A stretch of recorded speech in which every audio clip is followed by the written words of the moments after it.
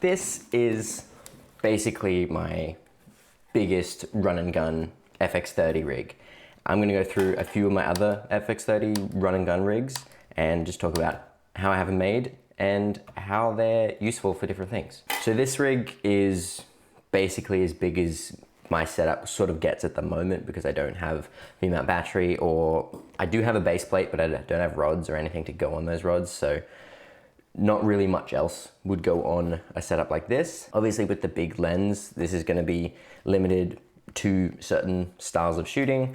I do have the 24-70, which I actually leave on my FX30 most of the time. So that's gonna be on more often than the 7200, but this setup is more for run and gun, but not too run and gun. This would be more of my like proper handheld rig if I'm shooting in a slightly more controlled scenario, or if I'm shooting from, you know, really far away with the big lens. Basically how I have it set up, I have the audio top handle on here, so I can have XLR inputs right here. We can have two XLR inputs and a 3.5mm mic input, so if I do need multiple mics, I can do that. I have my Rode NTG1 on the top here, it just has a shotgun audio. If I want to plug in my wireless Pro that I'm actually wearing right now, I can do that. Or if I have another XLR mic that I can do. I actually shot an event the other day where they were doing like presentations on a stage, and I actually had the XLR from like the tech booth come straight into the inputs on here. So I actually had the audio from the mics on stage all going into my camera, so that was pretty helpful. On the top handle, I also have the small rig extension, which came with the small rig cage kit that I got for the FX30. So this is the small rig cage for the FX3/FX30, and I got the extension for the handle. This also came with the strap that I use, and I've talked about straps before. I do like using hand straps on my cameras, not a fan of wrist straps or neck straps. Hand straps, I think, are the way to go. It just adds so much more stability when you're like one-handing it like this, or even just in that one hand.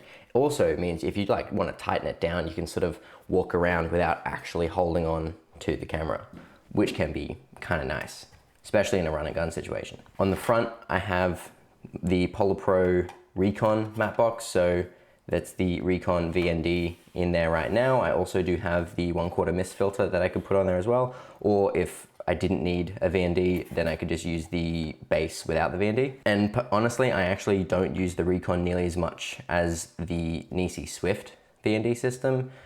That's gonna be on the next setup. But this would be more sort of like if I, for some reason, need a matte box or need to look more professional because I have a matte box, because that's like the main reason people have matte boxes, right? And then for monitoring, on the back, I have the Atomos Ninja 5, got an SSD in there and a 970 battery, so it'll last way longer than the internal battery on the camera. So I could probably go through probably like 2 internal batteries on the camera for one of these. This is like it's like a 50 watt hour or 56 watt hour or something like that. So it's almost like a small V-mount battery just for the monitor. It can sometimes get in the way and be a little bit big and heavy, but it's not too bad in this position. And I have that mounted on a Magic Arm from Small Rig. One, because I actually do like having it at the back because it much better weights the system. If I put it like up here like I used to have, so that I'd mount it on my smaller monitor mount and just have it on top of the handle, that's okay, but it does make the whole rig a lot taller, and it makes it a lot top heavy and front heavy, which is not really ideal. Whereas this setup here is actually quite balanced. You know, if you're gonna two-hand it like this, it's actually very well balanced because of that heavy monitor with the battery on the back. And the main reason that I have it set up like this for the purpose of balance is because I don't have a V-mount battery. Like if I did, I'd go, you know, base plate on the bottom. I've got the Tilta dual base plate, put rods in that, put a V-mount battery plate on the back, and then I would be able to put the monitor in maybe a couple other spots. But for now, this is sort of my go-to setup for the monitor. On the bottom, I also have a Small Rig Manfrotto plate, which goes on my Small Rig Freeblazer video tripod. So I can just snap it in and out. I can also snap it in and out of my base plate because it has Arca Swiss and Manfrotto. And yeah, that's pretty much it. Let's go on to the next one. Okay, and this is the next setup. It's kind of a little bit more run and gun because it doesn't have that audio handle. It's a little bit lighter. And the main reason that I sort of came up with this setup was because I didn't want to have to like pack this, because this fitting in a camera bag is a lot harder than just this stuff. And I wanted to be able to just easily just get it out of my bag, set it up real quick and go. I shot a project recently where I could only take one bag. I couldn't carry stuff around because I was gonna be walking around like for hours. So I didn't wanna have to worry about packing this or carrying a full rig around all the time, even when I was like walking in and like standing in line and stuff like that. So I came up with this setup, and there's sort of two variations to this setup. I can either have the monitor on the back like this, which does do a lot better for like the balance of it. The problem is the battery here kind of gets in the way of my thumb, and you can't tilt the monitor down any further than that because the battery hits the top of the body. Now this could be remedied with a longer magic arm or a smaller battery, when I actually considered buying small batteries just for that shoot when I was like setting this up. But the other way I could do it is if I put the monitor on the other way. I had it mounted using the hole on the top, the mounting point on the top of the monitor. Now we're going to the bottom, and then if we just, you know, move it off to the side so it's not touching the mic, and that's a setup as well. Now this is what I actually did use on that shoot, because it was just a lot more comfortable to be able to hold my camera properly without obstructing my hand on my grip. I can still see the screen and use the monitor. Usually what I'll do is I'll just send a clean feed to the monitor, and then I can use exposure features on that, false color and whatnot, but I'll have all the info display just on the screen itself normally, rather than sending that to the monitor, because I do like to just be able to see a clean video feed on the monitor. But the main differences with this is obviously the mic is different. This is the Rode Video Mic Pro Plus.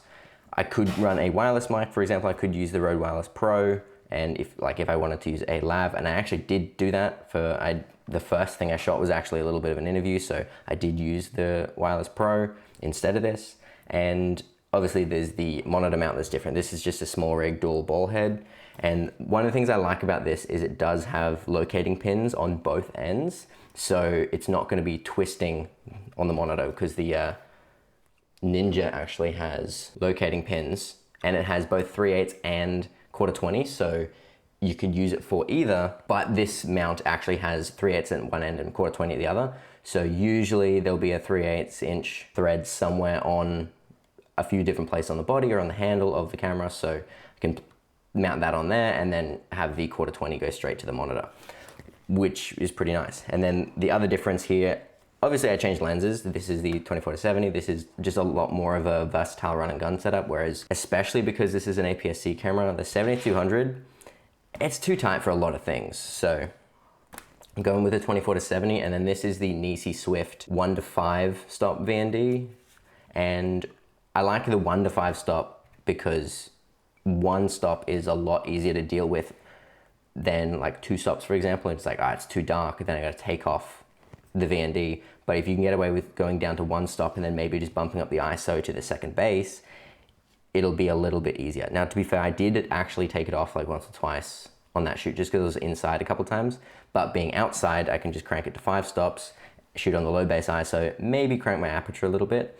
Or if I'm just like in super bright conditions, there's the 4-stop solid ND that I could just smack on the front there, and then I have 5 to 9 stops, which you would do if you were like fully outside and you want to shoot wide open for everything. I haven't really needed this for most cases. The 5-stop tends to be enough, but it's there if needed. And I also have the mist filter that I've actually got on this lens right now, which is the 1/4 black mist from Nisi. And of course I still have the same cage and the same tripod plate on the bottom there, so if I do need it, put it on a tripod or on my base plate. What I actually did on that shoot was I used this smaller Sure tripod. This is the GTO4, and I actually have my tilter base plate on the top. And I just keep that on there because this is Arca Swiss, but this is both Arca Swiss and Manfrotto. So I can chuck anything on the top of here and it's fine, whereas I don't want to have to deal with screwing on and unscrewing tripod plates all the time. And for all these setups, I have the Condor Blue coiled HDMI cable, if that wasn't clear from the color. Okay, now onto the vertical setup. Okay, so this is the vertical setup. We have the same lens, same filter, and same monitor mount, but obviously we've turned the camera vertically. So if we're going to shoot social media content for clients, then this is sort of what I would do if it's purely for vertical. If there's a chance that it might be used for horizontal, then I'll probably shoot it horizontal and then just crop for vertical. But if the sole purpose is for vertical video, then I'll go with something like this. I have the SmallRig NATO rotating side handle. So this is the left side. They did make an ambidextrous one after I got this one, but it's a left handle, but you could use it on the right, but it's there. It just has a little tab here that you press that and you can rotate it whatever angle you want, which is handy if you're like shooting up or down. You can keep your hands at relatively the same position, but angle the camera. On the other side, I've got the wooden handle.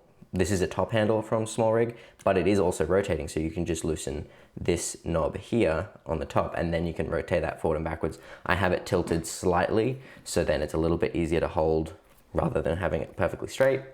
And that can be really helpful when you've got the camera a bit lower and you're looking down to it, but you want to still point it straight. So you can have your hands tilted forwards, or even have the camera tilted up and have your hands straight. On the top, using that same dual ball head from SmallRig, I've got the Atomos Ninja 5. And this isn't like ideal for this setup. I'd probably go with a smaller battery so I have a little bit more room to play with the positioning of the monitor. But it's actually reasonably well balanced. It's not particularly left or right heavy. So I could just sort of like hold it with one hand here or here and it's not too bad. Could also just sort of put my hand in the strap there and carry it around if I'm not using it. One thing I have done in the past as well is like take the strap off and put that on the left handle, so then that has that strap on it as well. And then for audio, I've just got the Rode Wireless Go 2 on there, just in place of the Wireless Pro, because I'm actually using the Wireless Pro right now. But like I could just slide that on there. I could slide the shotgun mic, the Video Mic Pro Plus on here. It just means I can't really tilt that. So I've got a few different options for audio. And yeah, I've got the same filter on there. Could do the VND there. If you don't need a VND, you can take it off. You could chuck the bass on and use the mist filter like I've got on here. Or if for some reason I want a matte box, I'll use the Polar Pro matte box on there. But yeah, that's pretty much it. This is the Sony FX30 and all of my sort of run and gun rigs, depending on what's needed. Let me know what you think, if this gives you any ideas, and go watch, what video should you go watch? One of my FX30 videos. I've made a few videos about the FX30. Oh, and do all the things. Join, be a member, become a member, do that. I haven't told anyone to do that before. Become a member. Okay, bye.